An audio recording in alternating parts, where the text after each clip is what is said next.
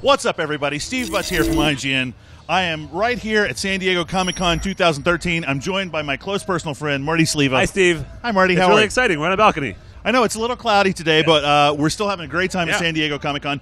You just saw Dead Rising, right? I did. Dead Rising 3. Tell me about that. I was really impressed. Coming out of E3, I was a little skeptical because what they showed was a really kind of somber, gory, serious zombie game, and I'm like, that's not Dead Rising. You know, that's not get a Mega Man Buster and run through a mall and jump on people's heads.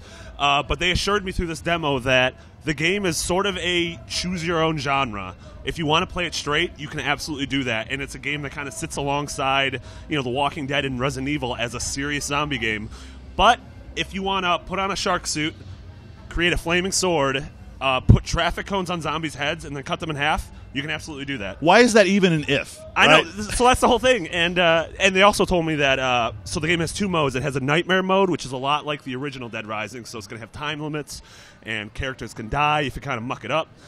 Or there's kind of just an open sandbox mode that you can still go through the story, but you don't have to worry about time limits. It's more about just having fun and exploring. So it sounds more like like an RPG, like an open world RPG. Yeah, sort of. definitely. Yeah. I mean, honestly, it has a lot of the same vibes as State of Decay, which I think is a great thing. I think that's a really smart game that a lot of other zombie games can learn from. The other thing that really impressed me, I mean, visually, the game is. It looks solid, but the thing is, it has so many zombies on screen, and it baffled me. I could not realize that there's this many characters in a video game. You're driving a hearse through the crowd, and everything's just flying in the air.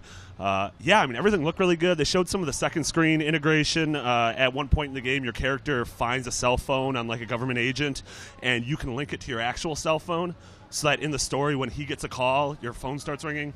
And you pick it up, which I think is cool. A lot of people in the comment section were like, oh, I'm going to have to put my controller down. I'm like, you know what, this is optional. But to me, that's kind of cool, like breaking that fourth wall. And it's a little creepy, I think, right? It's a little creepy, yeah. Also, if you're like at dinner and you get a call from a character in the game saying he sees you, that's the part where I'm kind of done with Dead Rising. Right. But honestly, what I saw, again, E3 wasn't too hot on. Saw it today, and I was like, okay, I'm sold.